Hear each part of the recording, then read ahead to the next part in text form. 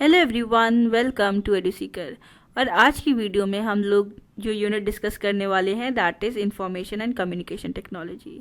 So we will be discussing MCQs on the unit ICT. And before starting I would like to inform you that कि ये जो questions मैं पूछूंगी आपके लिए इसमें सरप्राइज है। 5 इसमें ऐसे क्वेश्चंस होंगे जिनके आंसर आपको कमेंट सेक्शन में देने हैं।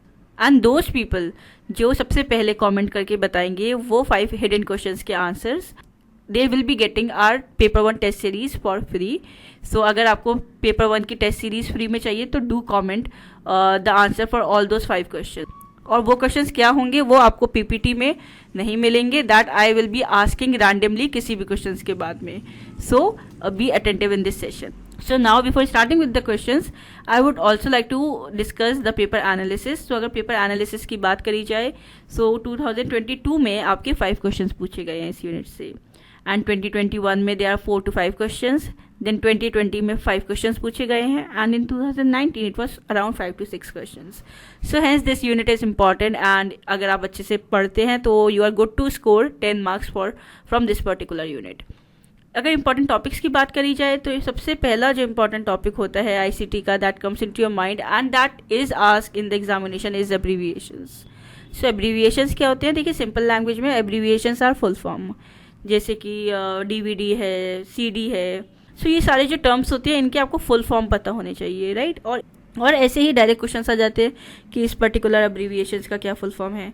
देन जो नेक्स्ट क्वेश्चंस जिसमें से हमें देखने को मिले हैं that important topic is binary to decimal. So आपको कन्वर्ट करना आना चाहिए बाइनरी नंबर्स को डेसिमल में and vice versa, decimal numbers को बाइनरी में।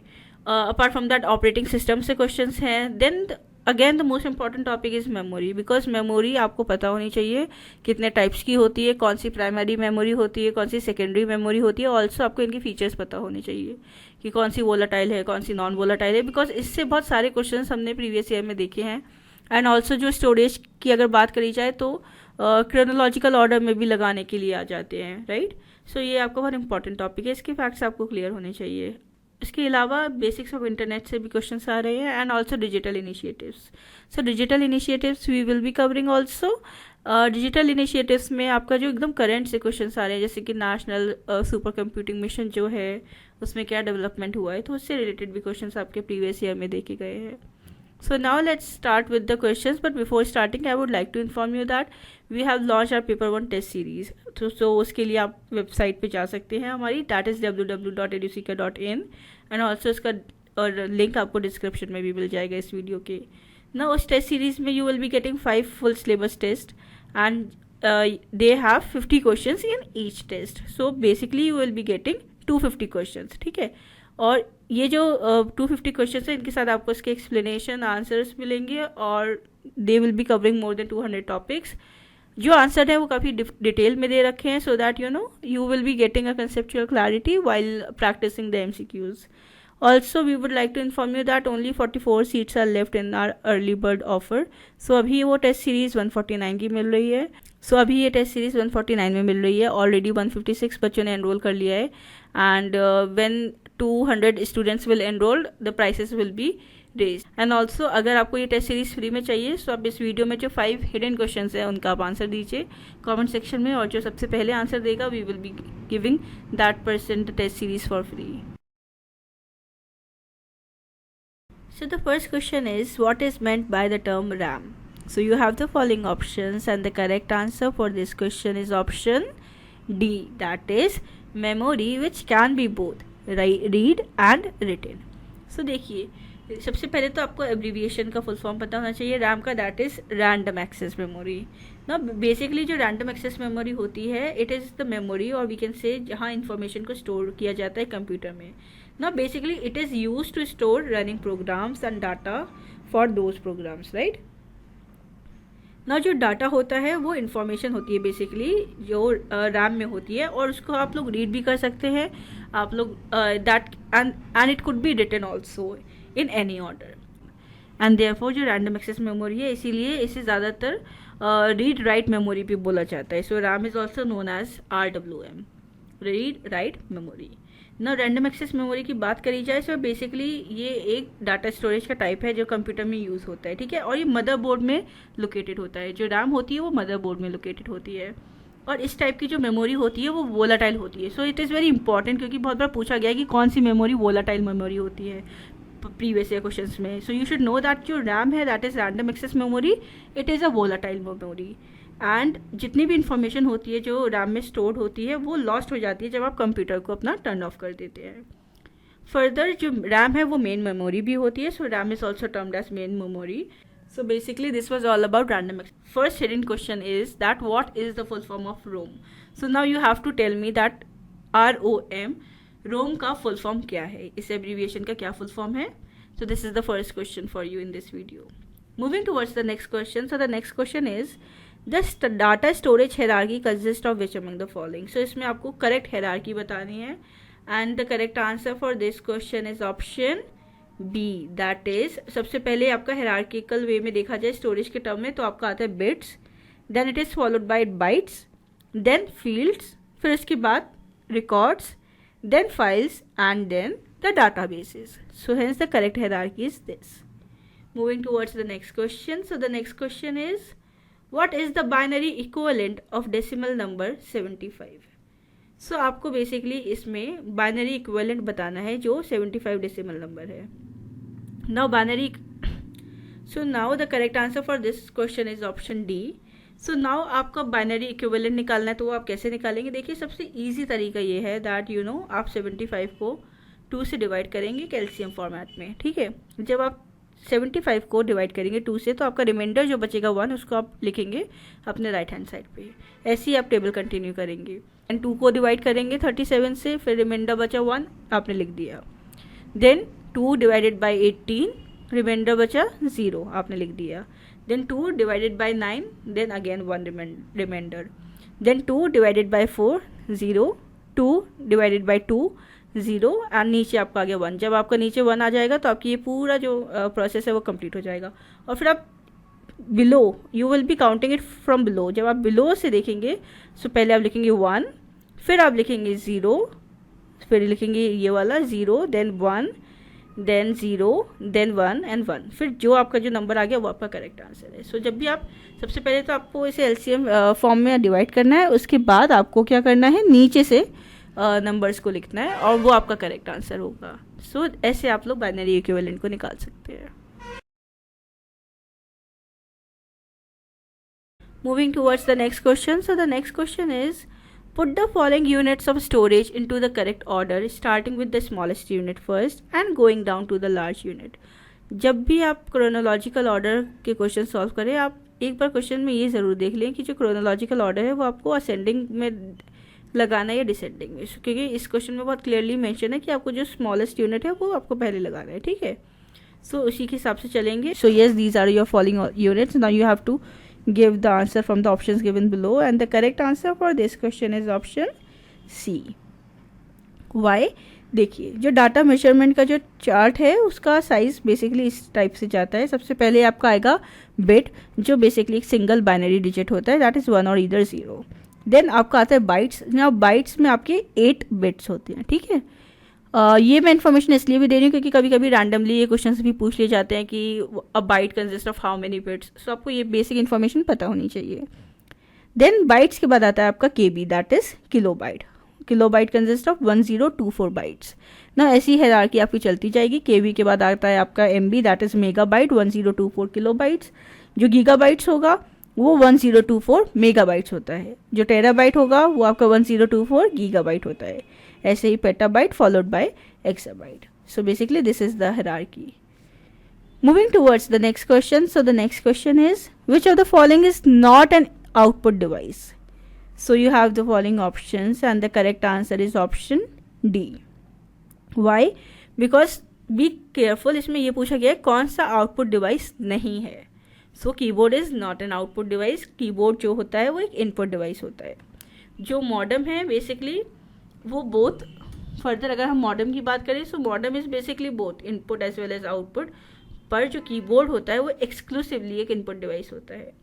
देखिए जो आउटपुट डिवाइस होता है वो कोई भी ऐसा पेरिफेरल डिवाइस होता है that receives data from a computer and then usually it uses it for display या फिर प्रोजेक्शन या फिर फिजिकल रिप्रोडक्शन, ठीक है। तो ये जो फंक्शंस होते हैं किसी भी डिवाइस के, that is known as output device, ठीक है। इनपुट डिवाइस की अगर बात करी जाए तो इनपुट डिवाइस वो डिवाइसेस होते हैं जो केपेबल होते हैं for inputting information into a computer system. अब इसके एग्जांपल हो गए आपके keyboard, microphone, mouse, scanner, webcam and so on, right. whereas output devices are basically meant for anything that comes out of a computer, ठीक है, after being processed।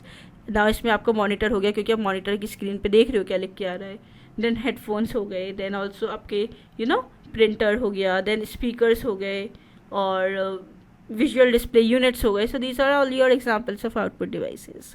moving towards the next question, so the next question is which among the following is not correctly matched। so basically आपको abbreviations दे रखे हैं, now आपको इसमें से ये बताना है कि कौन सा करेक्टली मैच नहीं है, and the correct answer for this question is option C, that is BASIC. So BASIC का इसमें फुल फॉर्म जो दे रखा है that is beginner all purpose system instruction code which is not true. So now let's see in the explanation. तो जो HTML होता है उसका फुल फॉर्म होता है hypertext markup language, correctly match. Then EPROM का फुल फॉर्म होता है EPROM का फुल फॉर्म होता है erasable programmable read only memory. Then BASIC का फुल फॉर्म होता है बेसिकली ना, बेसिक जो है उसका फुल फॉर्म होता है beginner all purpose symbolic instruction code, और ऑप्शन में दे रखा था beginner all purpose system instruction code. So the correct answer is beginner all purpose symbolic instruction code. And then URI का फुल फॉर्म है uniform resource identifier. So now URI का तो full form हमने आपको बता दिया है। नाउ आपका जो सेकेंड हिडन क्वेश्चन है वो यही है कि आपको URL का फुल फॉर्म बताना है, ठीक है। So what is the full form of URL आपको वो बताना है, ठीक है। So that is your second hidden question. Then moving towards the next question. So the next question is DPI is related to which among the following unit of a computer system। so you have the following options and the correct answer for this question is option A, that is printer। why? देखिए जो DPI का full form क्या होता है, देखिए DPI का full form होता है डॉट्स पर इंच। ना ये बेसिकली एक मेजर है of a printer's resolution, that is why the correct answer is A, that it is related to printer. ना जितना हायर जो भी नंबर होगा आपके DPI का उतनी आपकी प्रिंट क्वालिटी बेटर हो जाती है। और एक प्रोफेशनल क्वालिटी प्रिंटिंग के लिए जो DPI रिक्वायर्ड है that is minimum of 300। So 300 DPI dots per inch is required for a professional quality printing. Moving towards the next question. So the next question is which among the following are true regarding स्वयं। So you have the following statements and you have to select the correct answer from the options given below. And the correct answer for this question is option C, that is only the first and the third statement is correct. Why? Because access, equality and quality are not the cardinal principles of SWAYAM. SWAYAM के 3 cardinal principles हैं जिसमें से access और quality है, access, equity and quality है, access, equality and quality नहीं है। So the 3 cardinal principles of SWAYAM are access, equity and quality. सो अगर स्वयं के बारे में जानते हैं तो स्वयं का सबसे पहले जो फुल फॉर्म है that is study webs of active learning for young expiring minds. ना बेसिकली स्वयं है क्या, स्वयं एक made in India MOOCs platform है जिसमें आपको क्वालिटी एजुकेशन प्रोवाइड की जाती है एक अफोर्डेबल प्राइस में, राइट। आप किसी भी जगह से बैठ के आप अपने कोर्स को एनरोल कर सकते हैं अपने कोर्सेज में, and then you can get access to the information.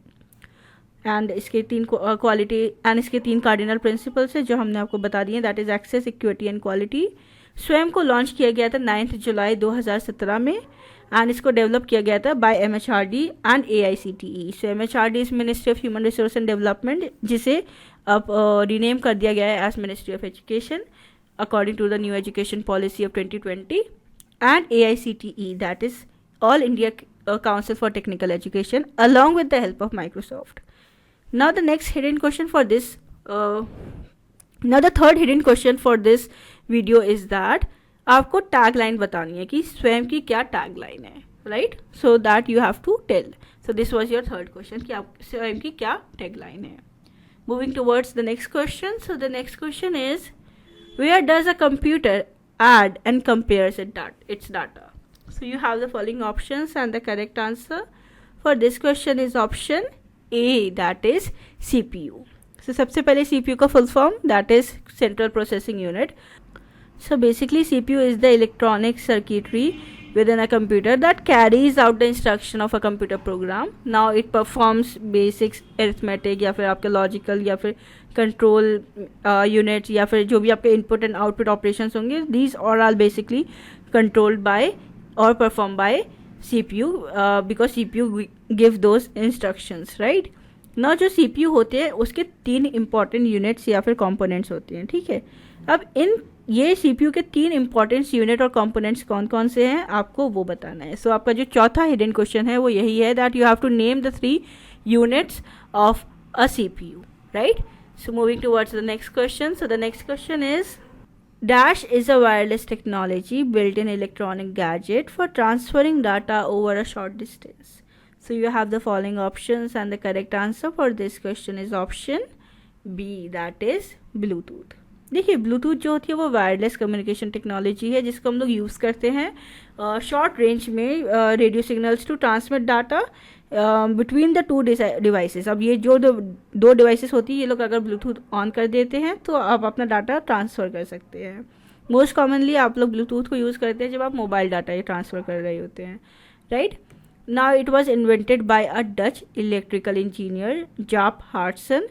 He was basically, working for a telecom vendor, Ericsson, in 1994. Now your last and the 5th hidden question is that आपको wifi का full form बताना है। Wifi आपको इस question के option में दे रखा है, option A that is wifi. आपको इसका फुल फॉर्म बताना है कि वाईफाई का क्या फुल फॉर्म होता है, right. So hence these were all your 5 hidden questions. Comment down below as fast as you can. And I hope you find this video helpful. Then please do like, share and comment and stay tuned for the more upcoming videos. Thank you.